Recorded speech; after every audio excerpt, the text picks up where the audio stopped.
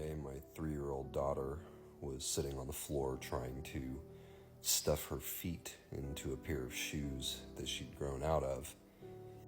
And I told her, "Baby, you're too big, you can't fit in those anymore." And she looked up at me with tears in her eyes and said, "No, Daddy, I'm little."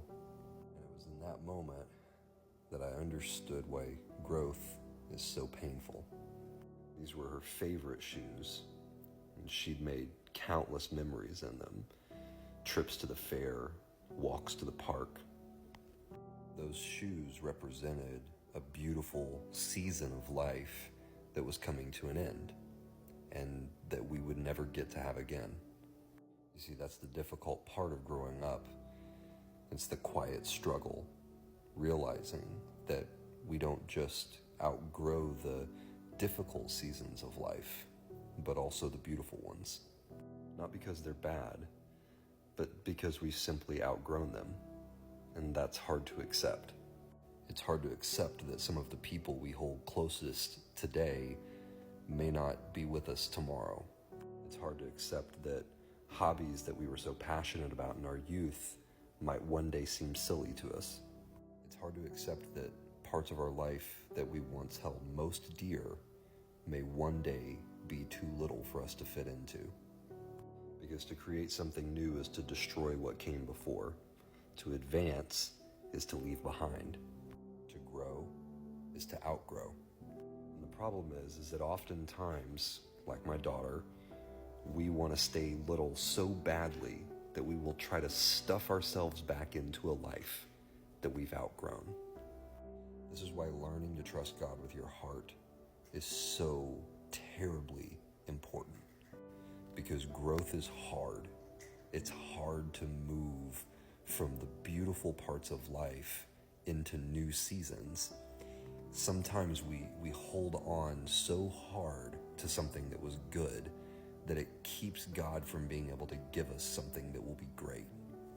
But if we can learn to trust Him, to live with open hands, so that He can give us something beautiful for a time, and then when it's time to set it aside to go on to something new, we have the trust with Him to be able to enjoy both. I think life is a lot like playing on the monkey bars. At first, it's really hard because you're afraid to let go of the bar that you have in order to grab hold of the next one. But as you practice, you get a little bit better at letting go of the one to grab the next. And in time, you get to a place where you're so good that you can swing from bar to bar just almost seamlessly. And I think it works the same with life when we get to a place where we trust the Lord so much that we can truly live open-handed. It allows us to swing from season to season almost seamlessly because we're not stuck holding on to the things that we were passionate about in the previous season to the extent that we can't take hold of the new season that God is trying to bring us into.